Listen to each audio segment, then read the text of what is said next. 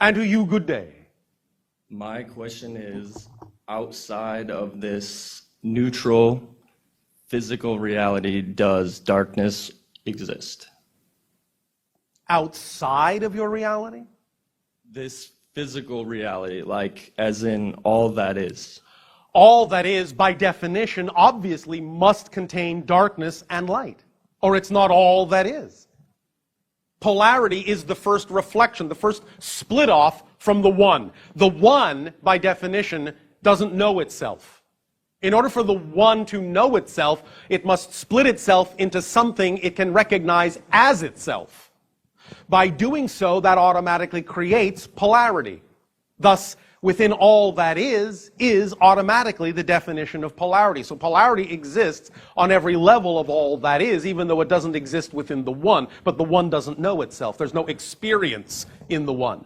There's only experience within all that is. So to have experience, you have to have the polarity, or there's no experience. So the short answer is yes. Darkness exists everywhere, but that's not the point. The point is when you know that that is so, then you can allow it to be an equally valid choice to any other kind of choice you could make. You will not charge it with any energy beyond what it needs to be charged with. All choices will be equal and valid, both light and dark, and when all things are equal, you can choose what you prefer without invalidating what you don't prefer. Make sense? It does. Does that help? Yeah. Anything else? Nope. Thank you. Glad we could shed some darkness and light on the subject. Good day, Bashar. And to you, good day. Well, my question is, I have seemed to have proven to myself that I'm a master of manifesting difficulties. Oh, all right. Congratulations. This is why we call your planet Masters of Limitation. So my question is, I want to know how to stop manifesting difficulties. Well, start manifesting joy and ease and effortlessness. Well, I'm always following my highest excitement. Are you sure? Well, I think so, because I always think so now. Well, right. With one sentence, I got you to doubt it. Oh. The result is often difficulties. So define difficulties. For instance, do you want to go to the forest and go hiking? Yes, that sounds awesome. Let's do that. And yes. then poison ivy. And then what? Poison ivy, you know. So what? So what? So what? Well, why are you defining that as a negative? Well, because it debilitating, you know. And why are you defining that as a negative? How do you know that you didn't need to be debilitated at that moment so that you would pay attention to something that otherwise would have gone right past you? Well, how do you know? I don't know. Thank you. That's the point. You don't know. So stop pretending you do. So stop pretending you know what everything happens for, because you don't. You may never know, but you have to trust that whatever happens is happening to teach you something in a positive way or to serve you in a positive way. If you don't go in with that attitude, you will only get a negative result. If you define something as not belonging, if you define it automatically as negative, you will only get a debilitating result. You will not understand what the debilitation might be for. To use your kinds of examples, let's say you wish to get somewhere on your planet and you need to drive one of your automobiles and you become what you humans call stuck in a traffic jam. So what? Most of you need to learn the power of the two-word meditation. So what?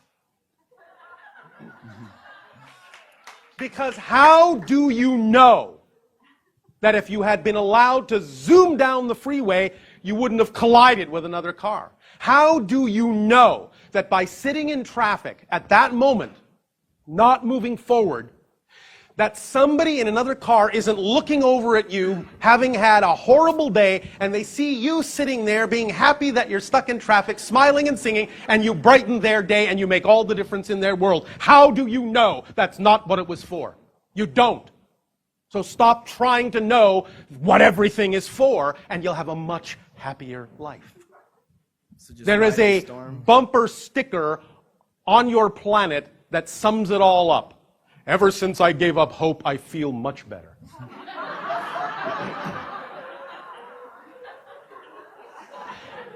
Anything that happens for a reason. You may not prefer it, but recognizing that something is not what you prefer doesn't mean it's not serving you in a positive way somehow. You have to stay in the state that allows you to know it serves you in a positive way in order for you to get a positive benefit, even if you never intellectually know that that person in the other car saw you singing. You may never know that, but you have to know there was a reason why you were stuck in the traffic jam. You have to know there's a reason why when you walked into the forest, you got poison ivy. Now, yes, it can be as simple a lesson as watch where you're going, dummy. But it's still a lesson, and it still serves you in a positive way because next time you'll avoid it. So you have to look at it from a positive point of view, because if you don't, you will only repeat the negative cycle over and over and over and over and over and over and over, because that's all you're seeing, because you haven't let go of the idea that it served you in a positive way. So you're the one focusing on the negative energy that keeps you locked into negative experiences, into negative reflections. Of course. Wow, thank you. Does that make sense to you? Oh, the immense sense. Thank you. Immense sense. Yes. Hi. And are you good day? Good day. I just wanted you to shed some light on the idea of homosexuality. Yes. What is the, why would Your spirit... spirit is neither male or female. It can manifest in either. Sometimes you want to have experiences in one gender, sometimes in another. Sometimes you may be used to one gender more than another, so you may choose a physical gender you may not necessarily be used to, and so it may take some getting used to. So you still have feelings of the other gender. Sometimes you choose it deliberately because you want to help other people relax their prejudices. It could be any number of ideas in between, but your spirit is all things. Okay, and also... Does that make sense? Yeah, it makes sense. And also I wanted to ask, how do people in your society reproduce? At this time, though we used to reproduce much as you do, at this time it is generally an energy act. Individuals create literally an energy bubble between them in which a new life form is created. It grows very rapidly, and thus then we have a new incorporation within our society, if such is desired. But it is no longer in that sense a physiological act, but that's just where we are in our evolutionary stage. But Okay. we used to do it similarly to you. Okay, thank you. Remember, we are a hybrid species based on your genetic material. So we're not that dissimilar, except that we are now in our evolutionary state much farther along and closer to the idea of non-physicality. So many things we used to do, we no longer do. We no longer eat, we no longer sleep, we no longer drink. Will human civilization reach that point on Earth? Yes, eventually, in about 1,000 of your years. All right, thank you. Thank you. At this timing, we will extend once again to each and every one of you our deepest appreciation at the co-creation of this interaction and allowance of this transmission. We remind you, the tools always work. Use them in whatever way you prefer. Be who you prefer to be. Our unconditional love to you all. Good day.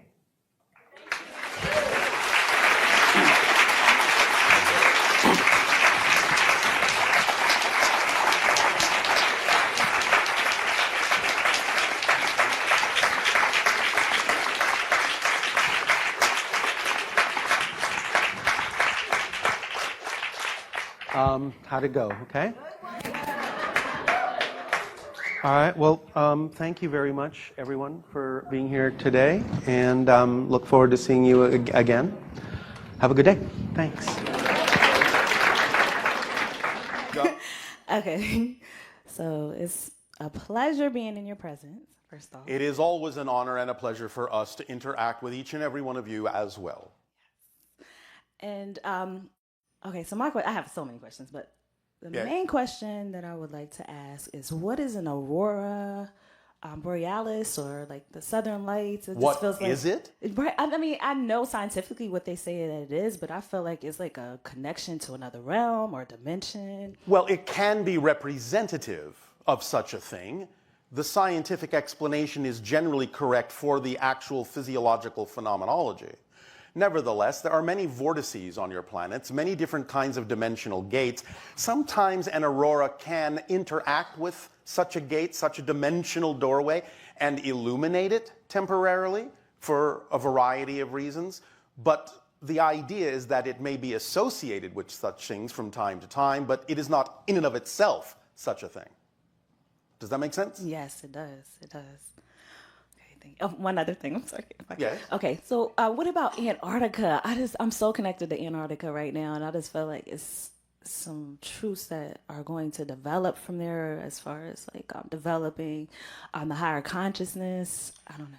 Well, it can be used that way. It is, now that it is covered with ice, a very giant reflective mirror for a variety of things in consciousness. It is to some degree representative of a clean slate, because on your planet, no one really owns it. Do you understand? Yes. No one really occupies it in the way that you occupy other land masses on your planet. So it is a kind of place where coming together can happen, where a clean slate can be created energetically and in consciousness. It is something that can function as a starting point. Now, eventually, as it was a long time ago, the ice will go away and the land masses underneath the ice will be revealed once again in the future. And it can be a starting place to create a new society on your planet in the far future that can be far more representative of a balanced and blended society that is harmonious within itself. And that energy can spread around your planet to the rest of the land masses as well. So it can be used in a variety of creative ways, yes. But it is also for you a connection to the idea of what you call the ancient past, when there was no ice on it, when it was occupied by some of the ancient civilizations of your planet. So you have a connection to those time frames and a connection to the experiences of those that actually occupied that landmass when there was no ice. You understand? Yes. But you are recognizing now the completion of a cycle. It's coming around again. Yes? Yes. Yes. All right. Thank you so much. Yes. Does that help you? Yes, it does very much. All right. Anything else? So many things, but no, I'll just watch your videos and just follow my higher consciousness. Yes. Act on your highest passion to the best that you are able. Don't forget the third part, with zero insistence on the outcome. That's right. Yes. Yes? Yes. And then you will flow in the current that is true for you. Please remember, all of you, surrendering is not giving up control. It's surrendering to the control you already have. Yes. Yes? Yes. Go with the flow. Yes. Thank you. Thank you.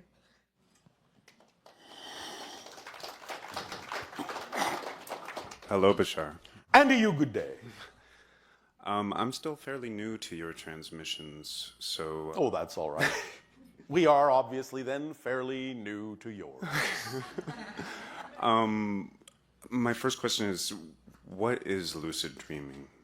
Lucid dreaming is an awareness that you are not really locked in a physical reality. It is an awakening in a dream state, typically speaking, that allows you to know you are actually beyond the physical, that you have awoken on the spirit level and recognize that the dream you were having is just a creation of yours. And once you are lucid in the dream, you can connect to what we call the blueprint level from which physical reality is created, from which it is projected, and actually become more lucid in the physical dream as well. So it's a very powerful state of recognizing a perspective from the level of consciousness above physical reality, where you actually become awake on that level rather than remaining in what you call a typical dream. Does that make sense? Yes, it does. All right. So, from a young child, I've been lucid dreaming this entire time. I'm 38 years old now. Oh, all right. And What do you do when you wake up in the dream? I've actually trained myself to do different things, different abilities, different experiences, All right. traveling to different Yes. dimensions, planets. What I've seen, How exciting. what looked like native people to Earth, but not. Well, some, not all, some of the native people on Earth actually did come from elsewhere, That makes sense. especially what you call the Maya. Yeah.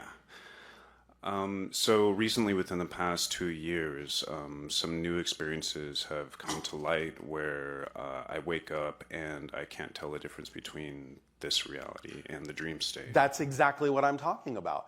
That is how our civilization now functions. We don't sleep anymore because we understand that the physical reality is a dream every bit as much as the idea of what you typically call a dream. And therefore, we are now not only lucid in the idea of physical reality, therefore, we don't break a connection or create the idea of a disconnection between the physical and the non-physical. It's all the same kind of consciousness projection to us, and therefore, we are always awake and always dreaming.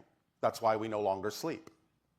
So you are beginning to experience that blending that we have experienced long ago in our culture. You are evolving to the point where you recognize that you're always connected to Source, you're always connected to Spirit, and therefore you don't really have to go unconscious anymore to make that connection happen. You can be wide awake and realize that the connection is always there, and that physical reality can be just as flexible, just as malleable as anything you would call a typical dream. Yes? Yes. And so? So Are you having fun? I am having fun. All right. My main question would be, what do I do with all the information that I've been receiving over the years? How would you like to apply it to your life on Earth? What excites you? The idea of acting on your passion is staying in alignment with your truth. So whatever form of expression creatively you wish to use the information in, how you wish to apply the information, is up to you. That's completely under your control. Whatever's most exciting for you in terms of its application. Use your imagination. Download information from the higher mind. How can you use some of the experiences and information that you have gathered in your lucid dreaming? That makes sense. Can you give an example? I don't know. Oh, come on. Dream one up. Well, most of the time I use the information that I receive to teach and give knowledge to others that I Well, isn't experience that it. exciting? It is very exciting because it's something that they've never experienced to Well, themselves. then there you go. That's one application, isn't it? It definitely is. Is there some other application you would also like to express that you're not expressing at this time that would be exciting and a representation of your passion? None that resonate with me. You have nothing else in life that gives you passion. Not really. Oh. But does the teaching It express does. your passion? It does. All Absolutely. right. Do you need to do anything else? I don't know. I feel like I do. You feel like you do. Yeah. Well, what do you imagine that might be? I don't Maybe know. you're looking for something too big. Remember that when we talk about the idea of acting on your excitement, we don't necessarily mean it has to come in the form of a career or a job or some life-spanning project. We mean simply, at every single moment, look at all the options available to you and just act on the one that contains even just this much more excitement than any other option, and act on that first to the best you're able till you can act on it no further, and do it with no insistence on what the outcome should look like. If you just keep doing that, you'll be doing everything you need, and you'll open up the avenue of synchronicity to bring you, in an obvious way, any other opportunity that you do need to act on that might be a larger expression, a fuller expression of your excitement. But if nothing else comes in that form, it doesn't necessarily need to, because if you're always acting on whatever is more exciting than any other option, you are still living your excitement every moment, aren't you? Yeah. I assume, not meaning this in an egotistical way, but I assume you are here today because it excited you to come here more than any other option at the moment.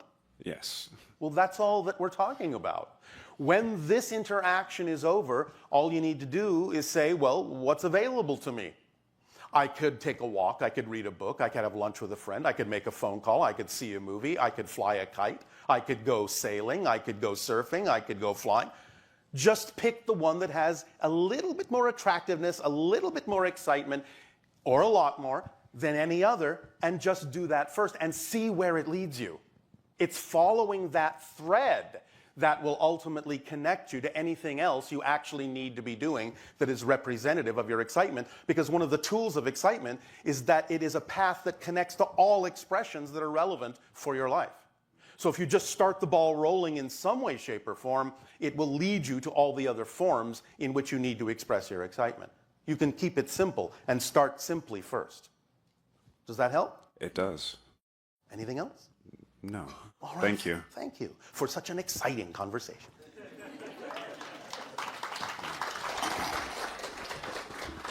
Hello, Bashar. And a you good day. I have a question regarding negative beliefs. Negative beliefs. You say that when you realize a negative belief, it automatically seems illogical, and you drop it, nonsensical, and it's gone. As soon as it seems nonsensical, it's gone. However, if you still keep doing the same things, still keep having the same feelings, thoughts, and behaviors, and they haven't changed, you haven't found the fundamental belief. Yes. You may have let go of a secondary one, and that's fine. But when you let go of the fundamental negative belief, all the secondary ones that are attached to it will also collapse. If you just find a secondary one and let it go, that doesn't mean you've approached the fundamental one. How do I approach Keep and digging. find? Keep digging. Keep asking. What I need to believe is true about myself in this circumstance in order to keep feeling the way I do.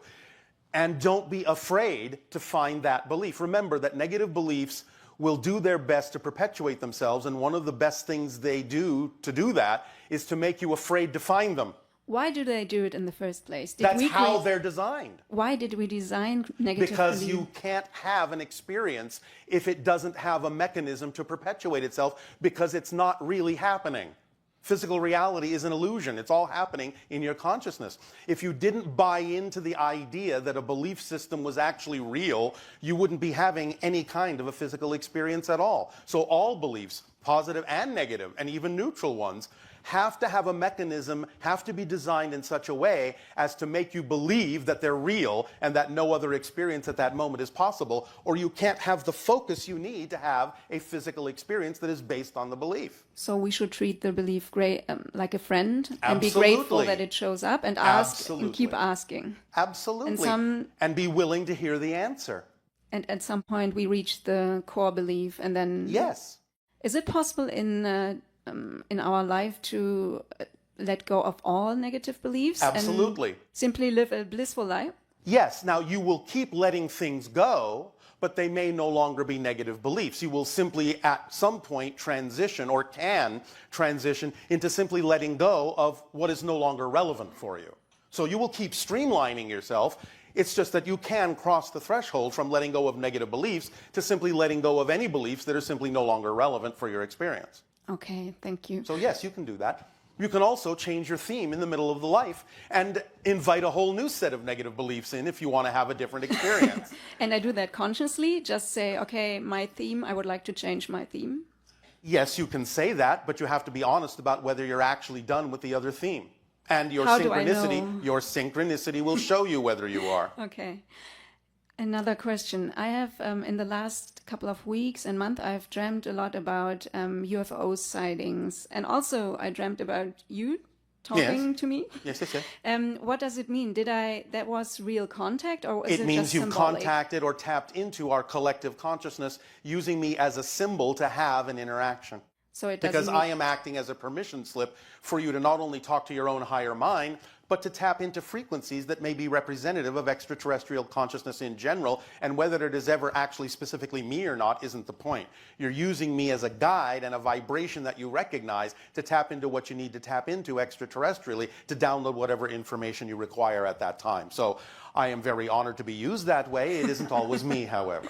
Okay. And when you scan my energy, is there something that is relevant for me to know, like connections that I have? I will always ask the same question. Following Are mine. you living your highest passion to the best of your ability? I do. Are More you? and more. Thank you for your honesty. So that means that sometimes you do not. Yeah, I still have some negative beliefs that I All right. would like to let go of. Well, have fun of discovering what they are, because remember, the point of your life is the process itself of discovery. There is nowhere else you need to be that's more important. Okay. And one last question. Ever since I was a little kid, I used to be very restless in my sleep and do sleepwalking and talking in my sleep, and Yes. I never knew why. I don't like it. Oh, Why all right. do But I there do can that? be several reasons for that. It depends on what's going on with you specifically. One reason can be that you are, in a sense, reacting to an encounter that you may be having with other beings in other dimensions. Another may simply be that you have a kind of a connection that doesn't really go away when you are out of your body, when you are visiting other dimensions, and your body may be acting like a puppet representing what you're doing somewhere else. So I am active in my sleep time and visit different dimensions, and that's how I react, like my body And reacts. sometimes your body may still be connected in such a way that it's kind of acting out what you're going through on another level. So I should just leave it like it is and not do something about You can it. tell yourself when you go to sleep that the body can remain and it will be safe, and it doesn't necessarily have to act out what's going on another level. Okay. Yes? Okay. And it will pay attention eventually. Thank you. Do I have any hybrid children? You do have some connection to the hybridization agenda, but we will not go into details Okay. at this particular moment. Thank you very much, Bashar. You are very welcome.